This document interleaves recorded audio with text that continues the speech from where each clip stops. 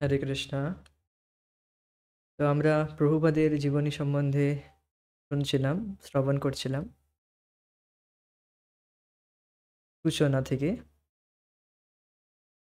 তো খুব সুন্দর একটি বিষয় আগের দিন আমরা আলোচনা করছিলাম। তা হচ্ছে, যখন ভগবান শ্রীকৃষ্ণ কারোর প্রতি বিশেষ কৃপা করেন, তখন ভগবান কি করেন না, কি করেন, তার তার সমস্ত ধন কেড়ে নেয়, সমস্ত অর্থ সম্পদ সমস্ত কিছু কেড়ে নেয়। তখন যখন তার অর্থ টাকা পয়সা কিছু থাকে না, তখন তার আত্মীয় স্বজন সবাই তাকে ছেড়ে চলে যায়, তাকে ছেড়ে দেয়, তাকে পরিত্যাগ করে। আর এইভাবে একটার পর একটা তার জীবনে দুঃখ আসতেই থাকে। তো জাগতিক দৃষ্টির থেকে মানুষ ভাবতে পারে, অর্থাৎ আমরা ভাবতে পারি হয়তো, এ কীরকম বিশেষ কৃপা, যেখানে সমস্ত অর্থ সম্পদ চলে যাবে, সবাই সবাই আত্মীয় স্বজন সবাই আমাদেরকে ছেড়ে দেবে, এ কীরকম বিশেষ কৃপা, এটা কি কৃপা বলা হয়? সাধারণ জাগতিক দৃষ্টিতে এই জগতের যারা মানুষ, যারা জাগতিক দৃষ্টি রাখে, তাদের দৃষ্টি অনুসারে মনে হবে যেন এটি ভগবানের কৃপা নয়, কিন্তু বাস্তবে এটি ভগবানের কৃপা। আমরা মনে করি যে হয়তো খুব অর্থ হলে, বা আমাকে যেন সব আত্মীয় স্বজনরা খুব ভালোবাসে, তাহলেই এটি মনে হয় ভগবানের কৃপা। কিন্তু দেখুন, যদি অনেক অর্থ হয়, তখন সেই অর্থকে সামলাতেও তো অনেক ঝামেলা রয়েছে, অনেক কষ্ট রয়েছে। আর সেই অর্থ যদি অনেক থাকে, সেই অর্থ হারিয়ে যাওয়ার পরে যে কী দুঃখ হবে, তা বলার আর শেষ নেই। যার অর্থ থাকে, তার ব্যাংক থেকে দেখবেন হঠাৎ করে যখন কোনো অ্যাক্সিডেন্টালি তার ব্যাংক থেকে সব টাকা চলে যায়, সেই ব্যক্তির কিন্তু হার্ট অ্যাটাক হয়ে যায়। Have you notice it? You have heard or you have seen it in a advertisement or real also. আপনি দেখেছেন বা শুনেছেন, বা খবরের পেপারেও এরকম ঘটনার বিষয়ে শুনেছেন। অমুক ব্যক্তির ব্যাংক থেকে কিছু বিশেষ কারণে সমস্ত টাকা উধাও হয়ে গেল, আর তা দেখে ভদ্রলোক সঙ্গে সঙ্গে হার্ট অ্যাটাক খেয়ে মারা গেল। শুনেছেন হয়তো। তো সে অজ্ঞানে রয়েছে, হ্যাঁ কি না। প্রথমত অর্থ তা একটা কড়িও সে নিয়ে আসেনি। তারপর সমস্ত অর্থকে নিজের মনে করাটা, সেটা দ্বিতীয় লেভেলের মোহ। তারপর তার থেকেও ভয়ঙ্কর বিষয়, সেই অর্থ তার হারিয়ে যাওয়ার জন্য সে মারা গেল। সে বুঝতে পারছেন? এটা দুঃখ নয়? তো প্রথমত মানুষ গাধার মতো খেটে খেটে অর্থ ইনকাম করে, অর্থ উপার্জন করে, যতটা প্রয়োজন তার থেকে অত্যধিক সঞ্চয় করে, গোবর পোকার মতো। তারপর সেই অর্থ যখন সঙ্গে নিয়ে যেতে না পারে, তখন তার জন্য মানুষ কাঁদে। তো এটি তো কেবল অর্থের বিষয়ে বললাম। ঠিক তেমনি অন্যান্য বিষয়, যেমন সম্মান চাই, খ্যাতি চাই। সেই সম্মান যখন খুব বেশি হয়ে যায়, তখন তখন মনে হয় এরা বিরক্ত করছে আমাদেরকে, আমাকে একটু শান্তিতে থাকতে দাও। মহাত্মা গান্ধীজি তিনি এইরকম বলেছিলেন। তার তার যখন খ্যাতি খুব বৃদ্ধি হয়ে গেছিল, তখন তিনি ঘুমোতে যাবেন, তখনও লোক জানালার কাছে এসে গান্ধীজি কি জয় হো, গান্ধীজি জয়, মহাত্মা গান্ধী জয় হো। আরে বাবা, আমাকে ঘুমোতে দাও, আমাকে একটু ঘুমোতে দাও শান্তিতে। প্রভুপাদের বচন এটি। প্রভুপাদ তিনি বলেছেন এরকম, যে মহাত্মা গান্ধী এত খ্যাতি লাভ করেছে, তিনি ঘুমোতে যেতে পারছেন না। তো এটি কি সুখ না দুঃখ? আপনি শান্তিতে ঘুমোতে যেতে পারছেন না, এটি সুখ না দুঃখ? দুঃখ। হ্যাঁ। তো এটি হচ্ছে বিশেষ কৃপা। তো এই জন্য আমাদের বোঝা উচিত, এই সমস্ত অর্থ, মান, যশ, খ্যাতি, এই সমস্ত কিছুর স্পৃহা যখন আমাদের মন থেকে একদম শেষ হয়ে যাবে, নিঃশেষ হয়ে যাবে, যে আ পুরোপুরি ক্লিয়ার দেখা যাবে, ক্লিয়ার আমরা বুঝতে পারবো যে এই সমস্ত কিছু আমাকে সুখ দেবে না।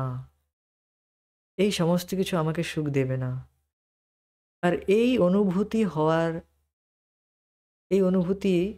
করতে তো অনেকটা সময় প্রয়োজন, অনেক সময় দেরি লাগে। কিন্তু মানুষ বুঝেও তা বোঝে না। মানুষ অনুভব করছে, এই নয় যে কেউ অনুভব করছে না। প্রত্যেকটা মানুষ সে অনুভব করছে এই দুঃখের দ্বারা। তবুও মানুষ তাতেই লেগে রয়েছে। তাতেই লেগে রয়েছে। কারণ তাদের উপর বিশেষ কৃপা হয়নি।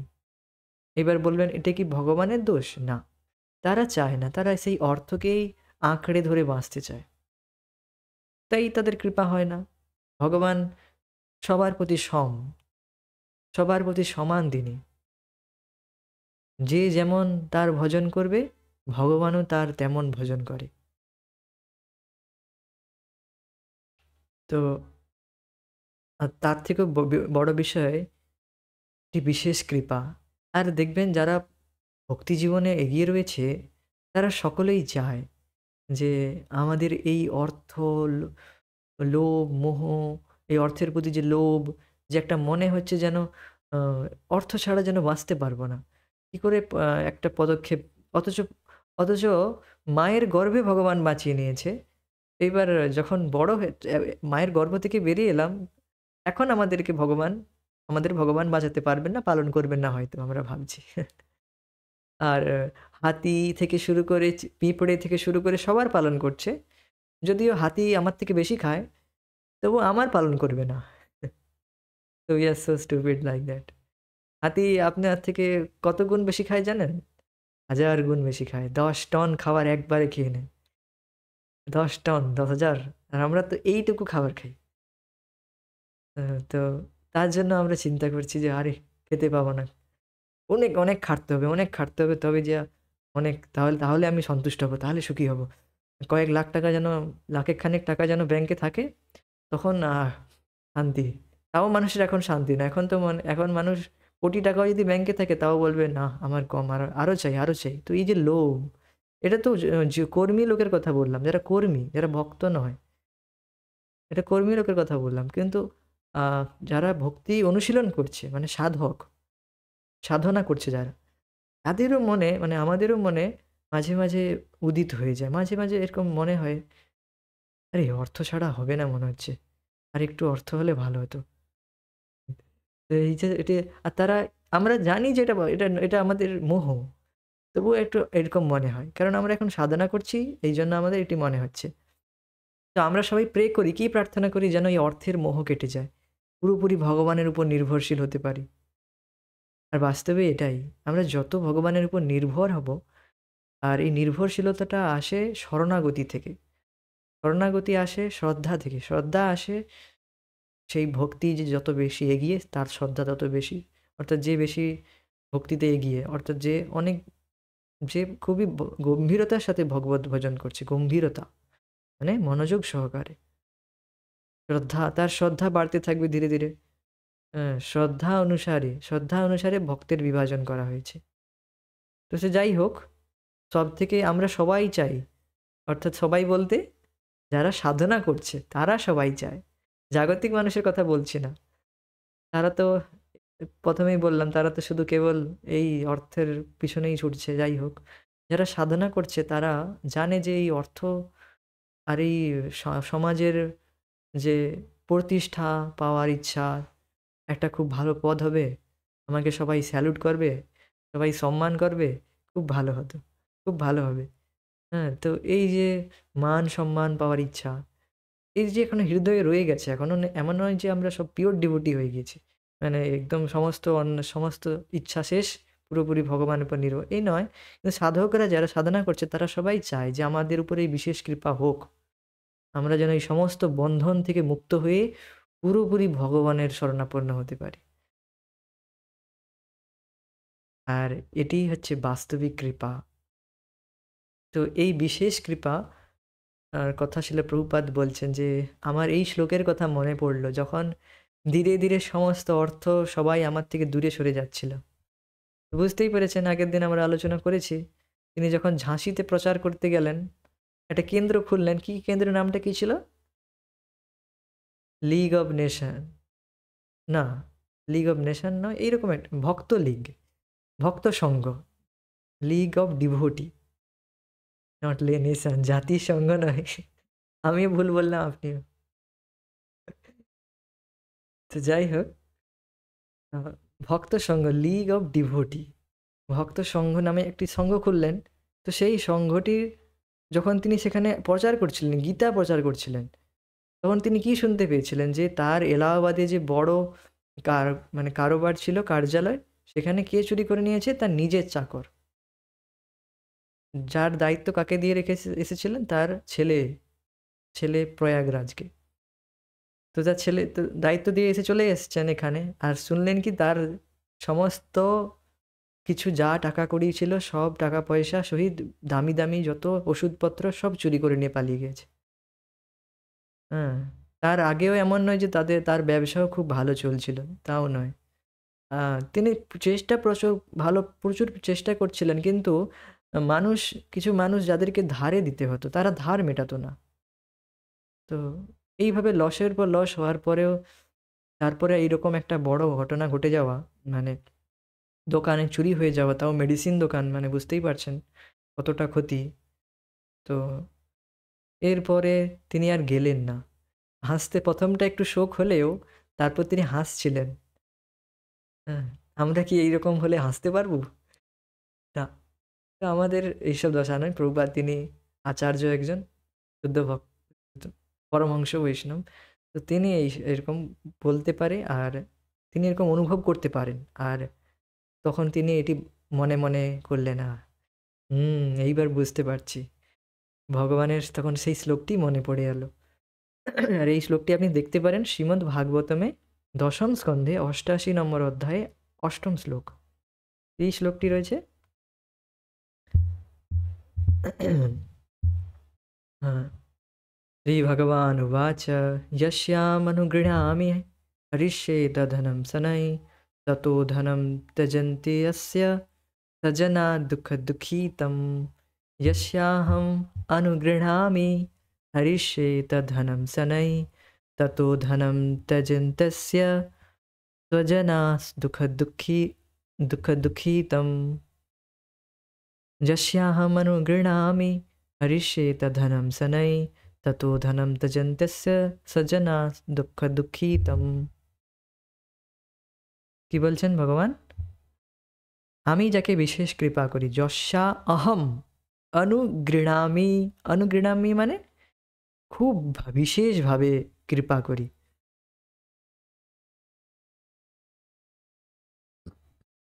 কৃপা করলে কি করেন? তো বলছেন হরিষে তধনম শনৈ। তাড়াতাড়ি না, এক ঝটকায় সমস্ত ধন কেড়ে নেই না, ধীরে ধীরে কেড়ে নেই। তো বিচলিত হবেন না যদি আপনার থেকে অর্থ কেড়ে নেওয়া হচ্ছে। I was like that. তো আমি একটু বিচলিত হয়ে গেছিলাম, কিন্তু তারপর বুঝতে পারলাম না। যাই হোক, আমি নিজের কথা বলছি না। তো আশ্চর্য হওয়ার কথা নেই, যদি আপনি ভালো করে ভজন সাধন করছেন, তাহলে যদি আপনার বাড়িতে সবাই আপনাকে বিরক্ত করছে বা যদি বলে যে আপনি আ সারাদিন কি ভক্তি করো? সারাদিন কি শুধু নাম জপ করতেই থাকবে না কিছু কাজও করবে? বা কিছু টাকা পয়সা তো ইনকাম করার নাম নেই, শুধু ঘরে বসে থাকা। এইসব যদি শোনেন বা আপনি যদি অর্থ ইনকাম করেন, আপনার অর্থ যদি কোনো হঠাৎ করে লস হয়ে যায় বা চলে যাচ্ছে কোনো প্রকারে, তাহলে ভাবুন, আর আপনি যদি গম্ভীরভাবে ভক্তি করছেন, তারই হচ্ছে এটি ফল। এবার এই নয় যে সবসময় আপনার উপর এইরকম বিশেষ কৃপা হবে। এটি যে একটা বিশেষ কৃপা যার উপর হয়, তারই ক্ষেত্রে এরকম হয়। সবার থেকে এরকম করবেন না ভগবান। দেখুন, একটি বিষয় মন দিয়ে শ্রবণ করুন। এটা শুনে হয়তো অনেকে ভয় পেতে পারেন। তাহলে তো ভক্তি করাই উচিত নয়। তা নয়। ধ্রুব মহারাজ এই সম্পদের জন্য ভজন করেছিলেন। তো তাকে কত সম্পদ দিলেন? ব্রহ্মার থেকেও দুর্লভ, ব্রহ্মার থেকেও উচ্চ ধ্রুবলোক দিয়ে দিলেন। একটা নিজস্ব লোকই তাকে দিয়ে দিলেন। হ্যাঁ, তাহলে? তো হ্যাঁ, অবশ্যই আপনি জাগতিক ইচ্ছা নিয়েও ভজন করতে পারেন। সেটা যদিও শুদ্ধ ভক্তি নয়।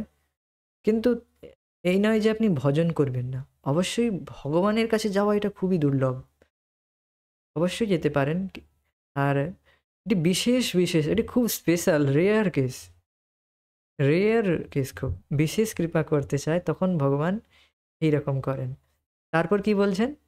ততো ধনম ত্যজন্তস্য সজনা দুঃখ দুঃখিতম। আ তো সম্পদ ততো ধনম ত্যজন্তস্য, যখন তার সমস্ত ধন তার কাছ থেকে চলে যায়, সম্পদহীন হয়ে গেলে, হ্যাঁ, তাকে কি করে? ত্যজন্তি অস্য স্বজনা। যত তার স্বজন, বন্ধু, আত্মীয়-স্বজন, বন্ধুরা সব ত্যাগ করে চলে যায়। কারণ তারা তো আছেই কেবল ইন্দ্রিয় তৃপ্তির জন্য। যতদিন তাদের আপনি ইন্দ্রিয় সুখ দিচ্ছেন, ব্যাস তারা ততদিন আপনাকে ভালো বলবে, আপনাকে আপনার খুব তারিফ করবে। যখনই দেখবেন আপনি তাদের ইন্দ্রিয় তৃপ্তি বন্ধ করে দিয়েছেন, তখনই দেখবেন আপনার এগেইনস্ট এ সব দাঁড়িয়ে গিয়েছে। হ্যাঁ? আমার সুখে বাধা।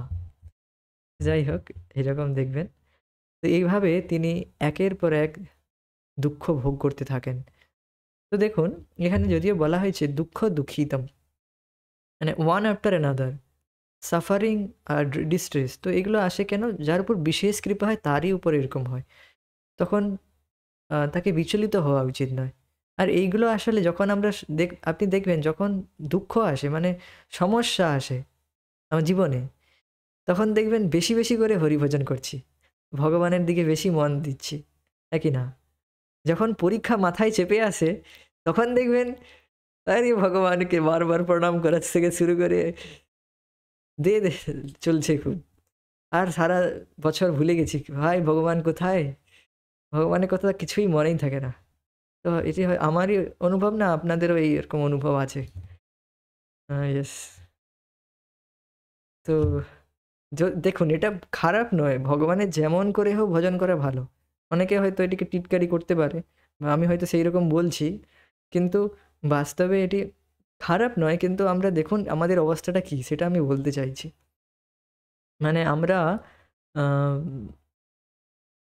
যখন দুঃখ পাই, কি বিষয়টা বলছিলাম? হ্যাঁ, যে আমরা যখন দুঃখ পাই তখন, অর্থাৎ খুব সমস্যা মাথায় চেপে আসে। তখনই দেখবেন আ ভগবানের কথা যেন খুব নিরন্তর চিন্তন করে যাচ্ছি, নিরন্তর। আর যখন আ খুব সুখ, মানে কি? যখন দুঃখ নেই। যখন দুঃখ থাকে না আমাদের জীবনে, তখন দেখবেন ভগবানের কথা মনেই আসে না। বাহ! আরামে তো চলছে। এখানেই থাকতে দাও। এই জগতেই আরামসে থাকি না। তো দেখবেন তখন ভগবানের কথা কিন্তু আর মনে আসে না। আর ভগবত বিস্মৃতিই হচ্ছে মূল দুঃখের কারণ। জীবের মূল দুঃখের কারণ হচ্ছে ভগবত বিস্মৃতি, মানে ভগবানকে ভুলে যাওয়া। এটাই দুঃখের কারণ। আর এইরকম জাগতিক দুঃখ যখন আসে, আর যদি আমরা ভক্ত হই, ভগবানের প্রতি একটু শ্রদ্ধা থাকে, তখন দেখবেন আমরা ভগবানের প্রতি সহজেই স্বাভাবিক উন্মুক্ত হয়ে যাই। মানে মনে হয় হ্যাঁ, প্রত্যেকদিন এইবার থেকে প্রত্যেকদিন ভগবানের আ একটু যেই হোক একটু জল তুলসী দেয়া হোক, যাই হোক করব। এই সমস্ত আমরা করি। আমার খুব মনে পড়ে যখন এরকম এক্সাম আদি চলে আসতো খুব কাছাকাছি। তো আমি একটু এরকম একটু বাড়িয়ে দিতাম যা কিছু ছিল। হ্যাঁ, সত্যি। আমি এগুলো একটু বাড়িয়ে দিতাম। আর তখন তো ভাবতাম ও সারা বছর তো পড়াশোনা করিনি বা যা করেছি, এবার তো পরীক্ষা চলে আসছে। এবার ভগবান তুমি একটু ভালো করে নম্বরটা পাইয়ে দাও। তো এর এমন নয় যে পড়াশোনা করতাম না, পড়াশোনা করতাম। কিন্তু একটু যেন ভয় লাগতো, যেন একটা ভয় থাকতো। এই ভয়টার কথা বলছি আমি। এখানে যেটা বলা হচ্ছে, একটা ভয় যখন মাথায় থাকে তখন দেখবেন জিনিসটা আরো ভালো করে করার চেষ্টা করি। উম ভালো করে মানে কি? নিরন্তর চিন্তা করি যে হুম, আবার একটা আমার আরো এরকম অনেক প্রায় দেখবেন যখন এটি এটা সাধারণ বিষয়। তো এই যে দুঃখ আসে জীবনে, এটি আসলে ভালো আমাদের জন্য। ভগবত স্মরণ নিরন্তর হতে থাকে, নিরন্তর। একদম তেল ধারাবত। তো বাস্তবে এটি বিশেষ কৃপা। আর এ আপনি আপনাকে ভয় পাওয়ার কোনো কারণ নেই।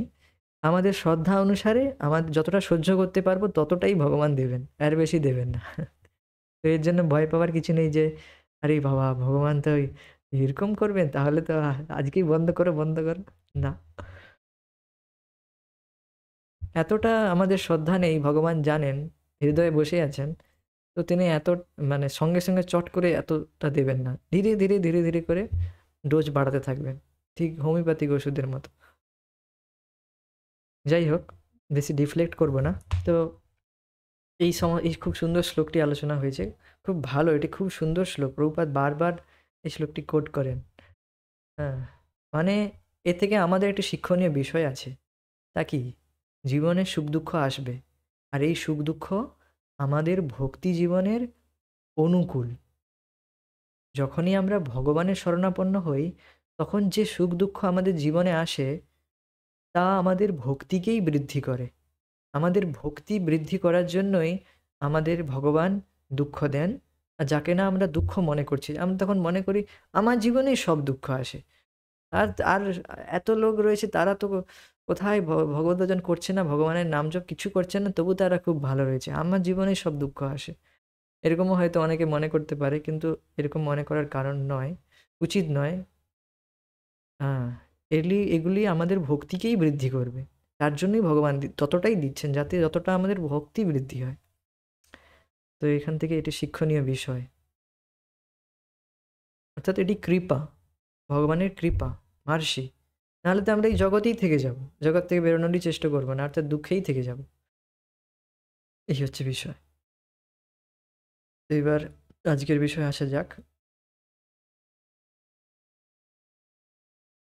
কলকাতায় তার পরিবারের লোকজনদের সঙ্গে দেখা করতে গিয়ে অভয়চরণ তার পারিবারিক দায়িত্ব থেকে চিরবিচ্ছেদ ঘটিয়েছিলেন। তো এটি একটি চূড়ান্ত পদক্ষেপ তিনি গ্রহণ করলেন। যখন তিনি কলকাতায় গেলেন, তখন তিনি তারপর তিনি পারিবারিক দায়িত্ব থেকে চিরবিচ্ছেদ ঘটিয়েছিলেন। সেখানে বিষয়টি কি দেখুন, সেখানে তখনও তার একটি ছোট্ট ব্যবসা ছিল এবং ঝাঁসিতে তার প্রচার কার্যের জন্য অর্থ সংগ্রহ করতে তিনি সেখানে গিয়েছিলেন। কিন্তু পুনরায় পারিবারিক দায়িত্বের মধ্যে তিনি নিমজ্জিত হচ্ছিলেন। তার কোনো সন্তান তখনও অবিবাহিত ছিল। অনেকে বকেয়া ভাড়া এবং অনেক বকেয়া ভাড়া এবং বিলও পড়েছিল। এমনকি তিনি কলকাতায় তার যে ঔষধ দোকানটির উন্নতি করছিলেন, তখন পরিবার তার সমস্ত উপার্জন দাবি করছিল।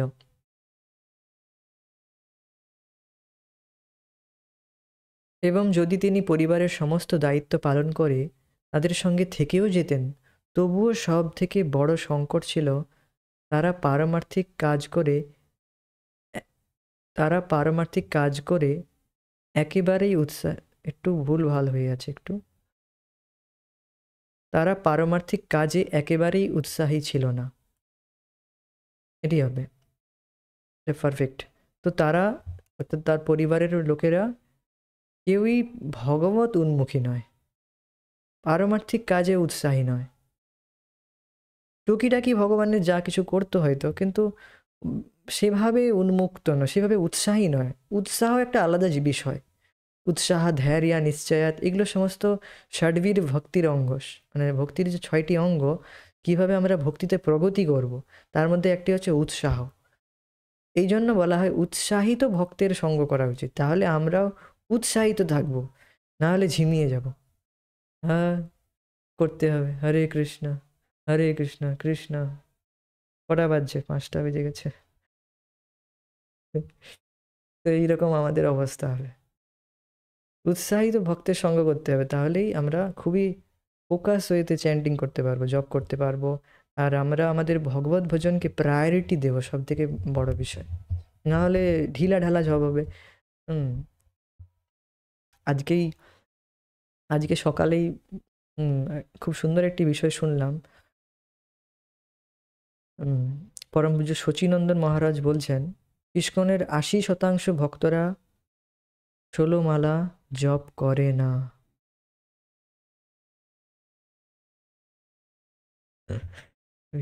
আপনার চোখ গোল হয়ে যাবে, কি 16 মালা জপ করে না? ইয়েস, 80% ভক্ত 16 মালা জপ করে না, তিনি বললেন।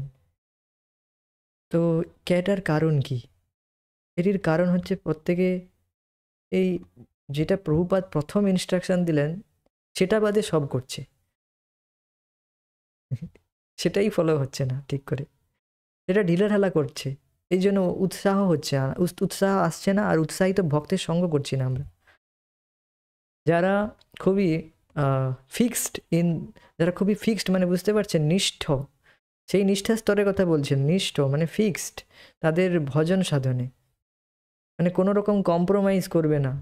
যে no compromise means no compromise, কোনো কথা শোনা হবে না যতক্ষণ না আমার 16 মালা হোক। না তো আমি আমার মনের কথা শুনবো, না তো ঘরের কারোর কথা শোনা হবে না। আগে আমি 16 মালা জপ করব, আর সেইভাবে আমি আমার শিডিউলটা রাখবো। আমি সকালেই আমি আমার জবটা সেরে নেব। তাহলে আমি সারাদিন উৎসাহিত থাকবো, নাহলে ঝিমিয়ে যাব। তখন জব ছেড়ে যাবে ধীরে ধীরে। হ্যাঁ, হবে। রাত্রি 11টা বেজে গেছে, এখনো 4 মালা বাকি। তো এই হচ্ছে আমাদের অবস্থা তখন হবে। প্রথম ইনস্ট্রাকশনই ফলো হবে না। আর গুরু অবজ্ঞা করলে আর 16 মালা না জপ করে আমরা উদ্ধার লাভ করতে পারবো? প্রভুপাদের ইনস্ট্রাকশন ফলো না করলে কি দশা হয়েছিল শুনেছিলেন তো আগে, কিভাবে গুরুর আদেশ না পালন করায় কি হইল। তো ঠিক আছে, কিছু পুণ্য লাভ হবে, কিন্তু সেভাবে লাভ হবে না যে লাভটি আমাদের প্রভুপাদ দিতে চান, অর্থাৎ গোলোক, কৃষ্ণ লোকে ফিরিয়ে নিয়ে যেতে চান।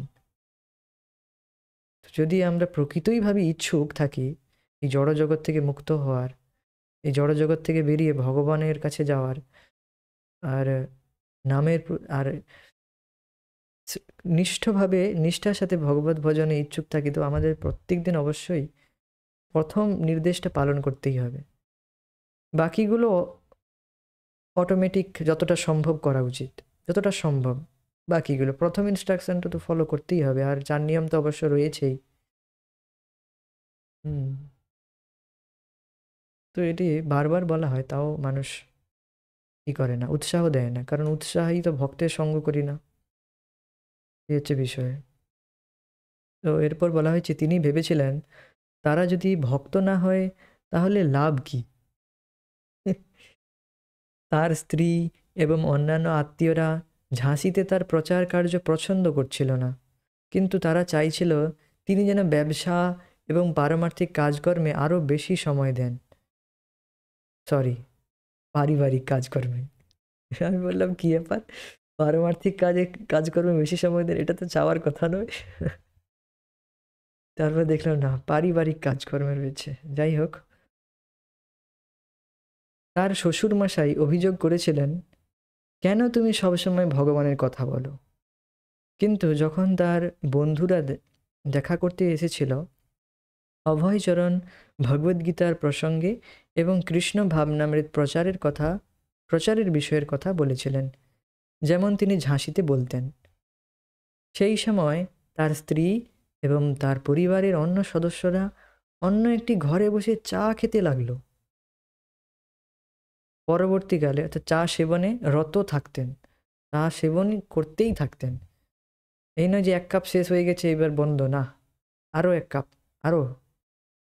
তো চা মানে উই ওয়ান্ট সামথিং, চা চা চা এবার ওই সামথিং মানে কিছু চাইছি আমরা, ইন্দ্রিয় তৃপ্তি চাইছি। বাস্তবত চা চা একটি নেশালো বস্তু, এতে ট্যানিন থাকে খুব সম্ভবত। Yes, am I right? Yes. তো এটি একটি নেশালো দ্রব্য, বিজ্ঞানের অনুসারে আমরা পড়েছি, হ্যাঁ কি না? এটা একটি নেশাজাত দ্রব্য। তো 4 নিয়মের মধ্যে একটি নিয়ম ভঙ্গ হয়ে গেল, নো ইনটক্সিকেশনের মধ্যে যেটা পড়ে। আর এর দ্বারা কি হয়, তো অর্থাৎ নেশা দ্রব্য পান করলে তখন দ্রুত ক্রীড়া, সুচিতা নয়, যাই হোক আমি একটু গোলাচ্ছি। যাই হোক, মোট আমরা যখন এরকম নিয়ম ভঙ্গ করব, তখন আমরা ইন্দ্রিয় সংযম করছি না। তো কিভাবে আমরা পারমার্থিকে প্রগতি করব? 4 নিয়মের একটা ভঙ্গ করে দিলাম, কিভাবে আমরা প্রগতি করব নেশা করলে? আমি তো একজন তথাকথিত গুরুদেবকে যখন আমাদের বাড়িতে আসে, মা জিজ্ঞেস করছে, তখন তো আমাদের অতটা ভক্ত ছিল না। যাই হোক, আমরা ভক্ত মানে বাড়িতে ভক্তি, সবাই নিয়ম পালন করতো, কিন্তু অতিথিরা যারা খায় তাদেরকে জিজ্ঞেস করতো, একটা রিচুয়াল ছিল যে চা খাবেন? তো সেই সেই ভদ্রলোক বলবো, আর ভদ্রলোক বলবো, যাই হোক, তিনি এক তথাকথিত গুরু, তাকে জিজ্ঞেস করলেন চা খাবেন? হ্যাঁ দাও, কোনো অসুবিধা না। আমি বললাম কি ব্যাপার? সবাইকে দীক্ষা দিয়েছে উনি, মানে তুই যে বাড়িতে বাড়িতে গিয়ে যে দীক্ষা দেয়, তথাকথিত দীক্ষা মানে দেন যে, যা খাও সব কিছু খাও, কোনো অসুবিধা নয়, শুধু যে মন্ত্রটা দিয়েছি সেটা জপ করে যাও ব্যাস। কোনো রেগুলেশন নিয়ম পালন করার দরকার নেই। অর্থাৎ যা মনে আসে তাই করো, মনই সব। তো আমি তো দেখে অবাক, আরে কি ব্যাপার, চা খায়? আমি তো চা কোনোদিন, আমি তো এমনিতেও চা পছন্দ করতাম না, যাই হোক আমার কথা বলছি না, চা খায় যে, মানে একজন আধ্যাত্মিক গুরু হয়ে চা খাচ্ছেন, মানে ইনটক্সিকেশন করছেন। আমি কি করে আধ্যাত্মিক গুরু হলো? তো বুঝতেই পারছেন যে এরকম তথাকথিত এখনো চলছে, এই নিয়ম অনেকে চালাচ্ছে। এমনকি চায়েরও ভোগ লাগায় মানুষ। হ্যাঁ? আর এই যে আমার যে কাউন্সিলর, আ মেন্টর যাই হোক, শিক্ষক, তিনি বলছেন যে এক তার একজন খুব সাক্ষাৎ হয়েছে একজন ব্যক্তি। তিনি এরকম শালিগ্রাম শিলা আছে, বই ব্রাহ্মণ মানুষ, শালিগ্রাম শিলা আছে। তো চায়ে এইভাবে ভোগ লাগায়। এইভাবে। তাও সামনে রাখে না, ছিটকে ভোগ লাগাচ্ছে। তো মানুষ কি রকম মানুষ? তো ভাবুন, চা তো একরকম তো ভোগ লাগানোতে অপরাধ। তার উপরে এরকম ছিটকে ভোগ লাগানোর এতে কি রকম? তো যাই হোক। তো মানুষ এতটাই অজ্ঞানের মধ্যে রয়েছে, মানে অন্ধকারের মধ্যে রয়েছে, তার কারণ কি? তার কারণ হচ্ছে যে আমরা ভাবি এটা খুবই চিপ, মানে খুবই সহজ। মানে ভগবান কৃষ্ণকে লাভ করা খুব সহজ জিনিস যেন মনে করি। কোনো নিয়ম পালন করার কিছু নেই, যা মনে আসে তাই খাও, কোনো অসুবিধা নেই। এত এত এত সহজ নয়। এখানে কোনো কম্প্রোমাইজ হবে না। প্রভুপাদকে বলা হয়েছিল, আচ্ছা কি করে মানুষ পাশ্চাত্য দেশের কিছু তখন ইন্টারভিউ তিনি দিচ্ছিলেন, যখন তার প্রচার অলরেডি সফল হয়েছে অনেকটা। তো ইন্টারভিউতে জিজ্ঞেস করা হয়েছিল, কি করে মানুষ 4 নিয়ম পালন করতে পারবে? এই অবৈধ সঙ্গ না করা, আর নেশা না করা, জুয়া না খেলা, আর দ্রুতক্রীড়া না, আর আমিষ আহার ভক্ষণ না করা। তো এগুলো কি করে মানুষ পালন করতে পারবে? তো তিনি বললেন, দেখুন না আপনাদের এই পাশ্চাত্যের আমার শিষ্যরা সবাই পালন করছে। আর সবাই এটা অবশ্যই ছাড়তে হবে। তারপর তারপরে সেই ভিউয়াররা বললেন যে, সাংবাদিকরা বললেন যে, আচ্ছা এর থেকে কমে কি হবে না?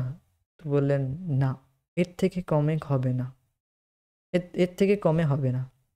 আমি এর থেকে কমে কোনো রকম কম্প্রোমাইজ করতে রাজি নই। উম তো তারা তারপর বলল, স্বামীজি খুব কনজারভেটিভ, খুব সংরক্ষিত। Yes, I am conservative. হ্যাঁ, আমি সংরক্ষিত। কারণ এটি অবশ্যই পালন করতে হবে। তো সে যাই হোক, যারা হয়তো এখনো পালন করতে পারছেন, ওদের ভয়ের কিছু কারণ নেই। হুম, অবশ্যই তাদের চেষ্টা করতে হবে যথাসম্ভব চেষ্টা করতে হবে। হুম, তার নিয়ম পালন করা খুবই দৃঢ়তার সাথে। তার সাথে আমাদের ভগবত ভজনটা ভালো করে করতে হবে। ভগবত ভজন সুন্দর ভালো করে করলে, অর্থাৎ ভালো করে যদি আমরা খুব মনোযোগ সহকারে নাম জপ করি, আর মনের মধ্যে যদি জোর থাকে, ইচ্ছা থাকে যে হ্যাঁ, আমি এই সমস্ত পাপ কার্য থেকে মুক্ত হতে চাই, ভগবান অবশ্যই এই সমস্ত পাপ থেকে আমাদের মুক্ত করবেন।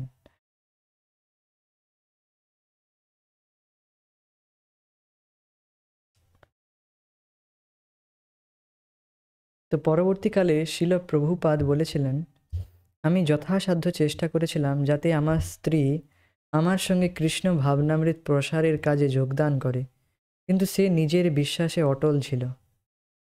তাই ৩০ বছর পর আমি প্রকৃতই উপলব্ধি করেছিলাম যে সে আমাকে সহায়তা করবে না। Amazing line. ৩০ বছর পরে, এত বছর মানে চেষ্টা করার পরেও যে বুঝতে পারেনি, এর থেকে বুঝতে পারছেন, যে বুঝতে পারেনি সে বুঝতে পারবে না, তাকে ছেড়ে দিন। হ্যাঁ, আমাদের সেখানে সময় নষ্ট করা উচিত নয়। যার শ্রদ্ধা নেই, তো নেই, ন্যাচারালি তার নেই, এখন নেই তার শ্রদ্ধা। জাস্ট লিভ হিম। তাকে ছেড়ে দাও এখন, নাহলে আমাদেরই ক্ষতি হবে, আমরাই প্রগতি করতে পারবো না। জাস্ট এখন তাকে ছেড়ে দিন, ধীরে ধীরে কিছু প্রসাদ দিন তাকে, যাতে তার ভক্তি স্বীকৃতি লাভ হয়, পরবর্তীকালে ভক্ত হবে। হুম, আমাদের তাদের সঙ্গ করা উচিত নয়, আর তাদের পিছনেও লেগে থাকা উচিত নয়। আর এটি নিয়েও চিন্তিত হওয়া উচিত নয়, সে ভক্তি করছে না কেন, কেন করছে না, এসব বিষয়ে চিন্তা করা কিছুই উচিত নয়। জাস্ট তার শ্রদ্ধা এখন নেই, নেই। শিল প্রভুপাদ তার স্ত্রীকে বলেছিলেন যে, আমি শিল ভক্তি সিদ্ধান্ত সরস্বতী ঠাকুরের কাছ থেকে দীক্ষা নিতে যাচ্ছি, আর এটি নিয়ম রয়েছে যে স্বামীর সাথে স্ত্রীকেও দীক্ষা নিতে হয়। তো ভাবুন, শিল ভক্তি সিদ্ধান্ত সরস্বতী ঠাকুরের কাছে দীক্ষা পাবে, সেখানে তিনি ভাবছেন, আচ্ছা আমার কি না নিলে চলে না, হয় না? দেখুন কি বুদ্ধি। তো ঠিক আছে, যে বুঝতে পারছেন একজন এত বড় পরমহংসের কাছ থেকে দীক্ষা তিনি নিচ্ছেন না। মানে মানুষের মতি এইরকম। এখনো অনেকে রয়েছে, শুদ্ধ ভক্তর কাছ থেকে দীক্ষা পেয়ে গিয়েছে, তখন আবার সে বলে যে, আমাকে তো জোর করে দেওয়া হয়েছে, আমি তো নিতে চাইছিলাম না। দেখুন কীরকম মূর্খতা মানুষের, কতটা অন্ধকারে সে রয়েছে, হাউ মাচ ইগনোরেন্স। এই জন্য আমাদের এটি খুব ভালো করে জগৎ ভালো করে এটি বোঝা উচিত। We should realise it, we are suffering. Prabhupada বলেছেন যে দীক্ষা নেওয়ার যোগ্যতা কী? যোগ্যতা এটাই যে আমাকে এটি বুঝতে হবে যে আমি জগৎ থেকে কোনো রকম সুখ লাভ করতে পারিনি আর পারবো না, কোনো দিন পারবো না। এটি ভালো করে বুঝতে হবে। আর আমি কেবল দুঃখই পাচ্ছি, আর এর জন্য আমি একটি সলিউশন চাই। Then he should approach a spiritual master, otherwise he should not approach a spiritual master. তখন তার একজন আধ্যাত্মিক গুরুর শরণাপন্ন হওয়া উচিত। তাছাড়া তার আধ্যাত্মিক গুরুর গ্রহণ করা উচিত নয়, অর্থাৎ দীক্ষা গ্রহণ করা উচিত নয়। কেবল একটি শো অফ করার জন্য, কি হ্যাঁ আমার একটা ফ্যান্সি নাম হবে। সচিদানন্দন মহারাজ বলেন, খুব স্ট্রেট ফরওয়ার্ড বলেন যে আমার একটি খুব ফ্যান্সি নাম হবে, অমুক দেবীদাসী, অমুক দাস। হ্যাঁ, তো খুব সুন্দর একটি ফ্যান্সি নাম হবে, আর এই ফ্যান্সি নাম নিয়ে ঘুরে বেড়াবো, আর কোনো রকম নিয়ম পালন করব না। তখন কিন্তু আমি শিষ্য হওয়ার যোগ্য হলাম না। তো এটি খুবই বোঝার বিষয়। এইটুকু তো যোগ্যতা, এইটা বুঝতে কি খুব আহামরি শিক্ষার প্রয়োজন যে এই জগৎ থেকে আমি কেবল দুঃখ পাচ্ছি? তো প্রভুপাদ চান আমরা অ্যাটলিস্ট মানুষের স্তরে আসি। পশুরা না হয় বুঝতে পারে না, তারা দুঃখ পাচ্ছে। হ্যাঁ, তিনি প্রভুপাদ উদাহরণ দেন যে পশুরা বুঝতে পারে না, তারা বুঝতে পারে না যে তারা দুঃখ পাচ্ছে। এই জন্য তাদের দেখবেন কখনো তাদের সেবা করতে যাবেন, তো তারা তার প্রতিদান দেবেন না, কারণ তারা বোঝেই না কিছু। সেবা মিন্স বুঝতেই পারছেন, তাদের কিছু মেডিকেল ট্রিটমেন্ট দিতে চাইবেন পশুদেরকে, তো তারা দেখবেন নিতে চায় না, মেডিকেল ট্রিটমেন্ট নিতে চায় না। তারা কি বোঝে কি? অর্থাৎ তারা নির্বোধ, মানে বোঝে কি, মানে বুঝতে পারছেন তাদের অপমান করা হচ্ছে না। তারা এইরকমই, তাদের নেচার এইরকমই। দে আর ইন ইগনোরেন্স, তারা তমগুণে রয়েছে, তারা বুঝতেই পারছে না তারা দুঃখ পাচ্ছে। তো তেমনি মানুষ এই পশুর চেতনা এখন হয়ে গিয়েছে। মানুষ বুঝতেই পারছে না যে তারা দুঃখ কষ্ট ভোগ করছে, আর এর থেকে পার করার তো দূরের কথা, যে বুঝতেই পারছে না। ধরুন আমি আমি আমি আমার রোগ হয়েছে, আমার জ্বর হয়েছে, কিন্তু আমি বুঝতেই পারছি না, আমি মানছি না যে আমি অসুস্থ। তাহলে কি আমি ডাক্তারের কাছে যাব? যাব না। তো প্রথমে আমাকে তো বুঝতে হবে, এইটুকু তো জ্ঞান থাকতে হবে যে হ্যাঁ আমার রোগ হয়েছে, আমি অসুস্থ, আমাকে ডাক্তারের কাছে যেতে হবে, আমি ঠিক হতে চাই। তো এটি ঠিক তেমনই, আমি এই আম, আমি এই জন্ম মৃত্যু জরা ব্যাধি নামক রোগ থেকে বাঁচতে চাই, আমি ঠিক হতে চাই। বারবার এই বারবার জন্ম মৃত্যু জরা ব্যাধি এই চক্র থেকে আমি বেরোতে চাই। যে প্রকৃত এইরকম ইচ্ছা করে, তার উচিত একজন আধ্যাত্মিক গুরু শরণাপন্ন হওয়া। Otherwise he should not approach a spiritual master. একটা খুব সুন্দর নাম হবে, অমুক দেবী দাসী, অমুক দাস। তো এটি হয় পরম লক্ষ্য নয়, এটি মূল লক্ষ্য নয় যে ফ্যান্সি নাম হবে। তো এটি হচ্ছে বিষয়। কি বিষয় থেকে এই কথাটি বললাম? হ্যাঁ, বলছিলাম যে দীক্ষার যোগ্যতা বিষয়ে বললাম। তো প্রভুপাদের যে স্ত্রী, তিনি মানা করে দিলেন যে না, আমি দীক্ষা নিতে চাই না। তো দেখুন, তো ঠিক আছে, তো তিনি বুঝতে পারছেন যে কতটা ইগনোরেন্সে রয়েছে মানুষ, কতটা ইগনোরেন্সে রয়েছে সেটা বোঝানোর জন্য বললাম, কতটা অজ্ঞানে মানুষ থাকে। হ্যাঁ, কখনো দেখবেন মানুষ অসুস্থ থাকে কিন্তু সে ডাক্তার দেখাতে চায় না, সে হি ইজ ইন ইগনোরেন্স, সে অজ্ঞানের মধ্যে রয়েছে। তো এই ঠিক তেমনই যারা এইরকম মানুষ, যারা বুঝতে পারছে না, এইটুকু বুঝতে পারছে না যে আমি দুঃখ কষ্ট পাচ্ছি জগতে, আর এর থেকে উপায়, একমাত্র উপায় ভগবানের শরণাপন্ন হওয়া, অর্থাৎ আধ্যাত্মিক গুরু শরণাপন্ন হলে তখন তিনি আমাদের হেল্প করবেন। শরণাগতি কীভাবে কীভাবে শরণ নিতে হয় সেটা শিখতে হবে। তো তার জন্য আমাদের আধ্যাত্মিক গুরু শরণাপন্ন হওয়া উচিত। ইস্কনে খুব সুন্দর বিষয়, ইস্কনে মাল্টি গুরু রয়েছে, মানে অনেক গুরু রয়েছে, আর অনেক শিক্ষাগুরু রয়েছে, অনেক মেন্টার রয়েছে। আমরা এখন যেমন বিদ্যার্থী, আমরা স্টুডেন্ট, আমরা পড়ছি, ছিল প্রভুপাদের এগুলো থেকে পড়তেছি এখন জাস্ট। তো এটা ভক্ত সঙ্গে পড়া, তো এগুলো সমস্ত এই একটি গুরুতত্ত্বেরই বিস্তার, এই পরম গুরুতত্ত্বেরই বিস্তার, মাল্টি গুরু। আমাদের অবশ্যই তখন দীক্ষা অবশ্যই গ্রহণ করতে হবে একজন শুদ্ধ ভক্তের কাছ থেকে। বাকিরাও রয়েছে সাহায্যের জন্য, তারাও তার দীক্ষাগুরুকেই, যে আমাদের যে দীক্ষাগুরু তাকেই আমরা রিপ্রেজেন্ট করতেছি। রিপ্রেজেন্ট মানে কি, তারই প্রতিনিধি সবাই, যত মেন্টার শিক্ষাগুরু রয়েছে তারা সবাই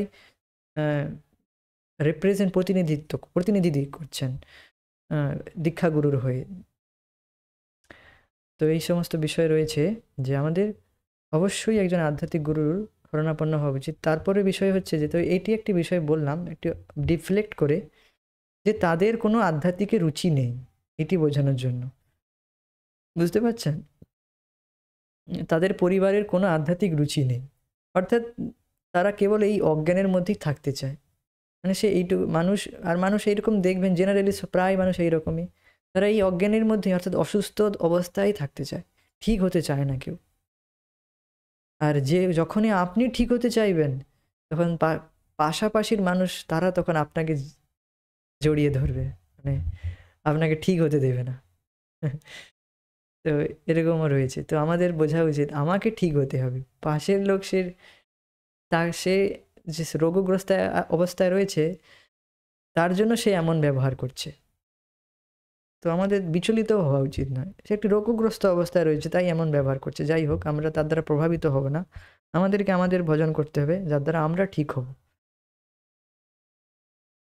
তো এরপর যদি আমরা নিজে না ঠিক হই তাহলে অপরকে কী করে ঠিক করব, এটিও বিষয়। তারপরে তো অপরকে ঠিক করার বিষয় আসবে, আমাদেরকে প্রথমে নিজেকে ঠিক হতে হবে।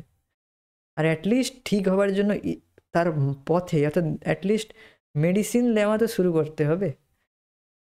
এই নয় যে আমরা যারা অ্যাটলিস্ট বলা হয়, এটিকে মধ্যম স্তর বলা হয়, অ্যাটলিস্ট আমাকে সেই পথে থাকতে হবে যে হ্যাঁ আমার লাভ হচ্ছে, আমি এই মেডিসিনটি খাচ্ছি, আমার খুব লাভ হচ্ছে, অর্থাৎ আমি হরে কৃষ্ণ মহামন্ত্র জপ করছি, তার নিয়ম পালন করছি, আর প্রভুপাদের গ্রন্থগুলো পড়ছি, আমার জীবনে খুব লাভ হচ্ছে। তারপর আমি অপরকে বলবো হ্যাঁ আপনিও করুন, আপনারও খুব ভালো হবে, তারপর প্রচার। তো আমাদেরকে ঠিক হতে হবে, এইটি হচ্ছে বিষয়। তো যাই হোক, তো এইভাবে তার পরিবারের সদস্যরা তারা কেউ ঠিকই হতে চায় না, এটি হচ্ছে মূল মুদ্রা কথা। এই জন্য তাদেরকে ছাড়াই উচিত।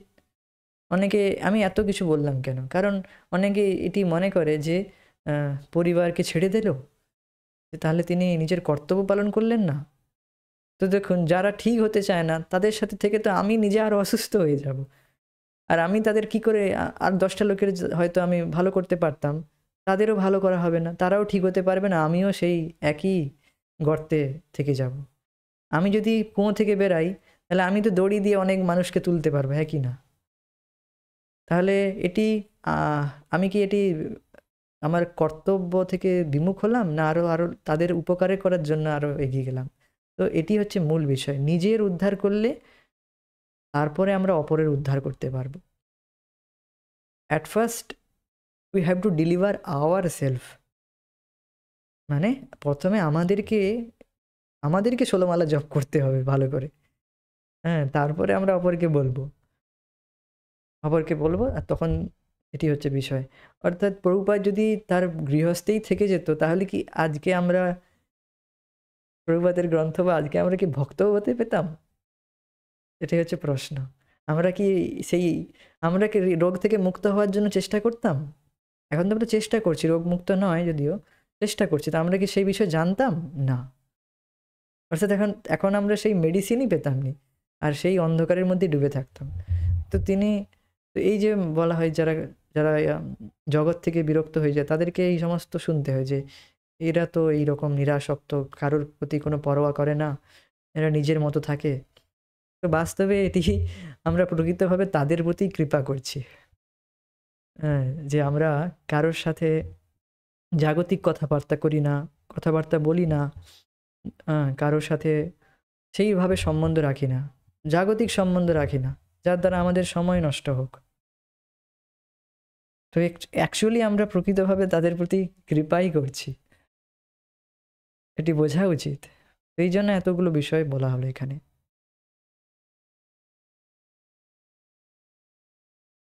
তো এখানেই আজকে আমরা থেমে যাব। না, আরেকটু পড়ে নিই। তো সহায়তা করবে না। অভয়চরণ তার স্ত্রীকে সবসময় চা পান করা থেকে বিরত থাকতে পরামর্শ দিতেন। নিষ্ঠাবান বৈষ্ণব পরিবারে এটি রীতিবিরুদ্ধ ছিল। শেষ পর্যন্ত তিনি তাকে বলেছিলেন, আমি এবং চা, টি অর মি, এই দুটির মধ্যে তোমাকে যে কোনো একটি বেছে নিতে হবে। হয় চা পরিত্যাগ করো অথবা আমাকে। তার স্ত্রী কৌতুক ছলে বলেছিল, ঠিক আছে, তাহলে আমাকে আমার স্বামীকেই ত্যাগ করতে হবে। চা তো ছাড়তে পারবো না, চা ছাড়া কি করে চলে? চা ছাড়া তো আমার গলাও শুকায় না। তো এরকম তিনি বললেন, চা তিনি ছাড়তে পারবেন না। যখন প্রভুপাদ বুঝতে পারলেন ঠিক আছে ইনি রোগ থেকে মুক্ত হতে চান না যখন, ঠিক আছে থাক, তারপর তিনি পরিত্যাগ করলেন সমস্ত কিছু চূড়ান্তভাবে, পরিত্যাগ করলেন প্রচারের জন্য। তো একদিন তার স্ত্রী, আরও একটি বিষয় বলা হচ্ছে দেখুন, একদিন তার স্ত্রী একটি বড় ভুল করে ফেলেছিল। তিনি তার স্বামীর শ্রীমদ্ ভাগবতের কপি চা বিস্কুট ক্রয় করার জন্য বিক্রি করে দিয়েছিলেন। দেখুন কত বড় মূর্খতা। ধরুন শ্রীমদ্ ভাগবত কত কষ্টে তিনি লিখেছেন জানেন? রাত রাত জেগে জেগে, হ্যাঁ, তারপর তিনি অনুবাদ করেছেন সমস্ত, আচার্যের টিকা পড়ে পড়ে সমস্ত অনুবাদ করেছেন। তারপরে যদি কেউ এইরকম করে কেবল সে সামান্য চা বিস্কুট খাওয়ার জন্য, হুম। যখন অভয়চরণ বাড়ি ফিরে সেই পবিত্র গ্রন্থের খোঁজ করছিলেন, তার স্ত্রী তাকে সমস্ত ঘটনা বলেছিলেন। অভয়চরণ অত্যন্ত দুঃখিত হয়েছিলেন এবং এই ঘটনাটি তাকে তার পরিবার থেকে বিচ্ছিন্ন করে দিয়েছিল। দৃঢ় প্রতিজ্ঞ হয়ে তিনি পরিবার এবং তার ব্যবসা পরিত্যাগ করেছিলেন।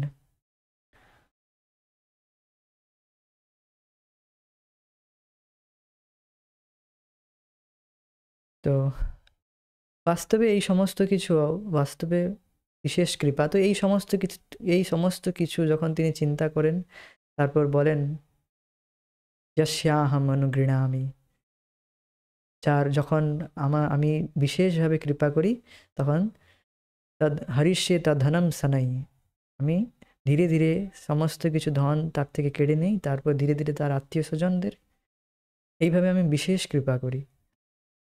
তো এই সমস্ত হচ্ছে বিশেষ কৃপা বাস্তবে প্রভুপাদের প্রতি। আর এই সমস্ত বিষয় খুব সুন্দর রয়েছে। তো বুঝতেই পারছেন এখানে শিক্ষণীয় বিষয় রয়েছে, যে যে বিষয়গুলো আমরা আলোচনা করেছি, যে ইন্দ্রিয় তৃপ্তির বিষয়গুলো আমাদের বোঝা উচিত, তা প্রকৃত দুঃখের কারণ। কেবল সামান্য কিছু ইন্দ্রিয় তৃপ্তির জন্য যার মূল্য কেবল জিরো, শূন্য, কোনো মূল্য নেই, ভ্যালুলেস। তার জন্য আমরা আমাদের মানব জীবন ক্ষয় করে চলেছি।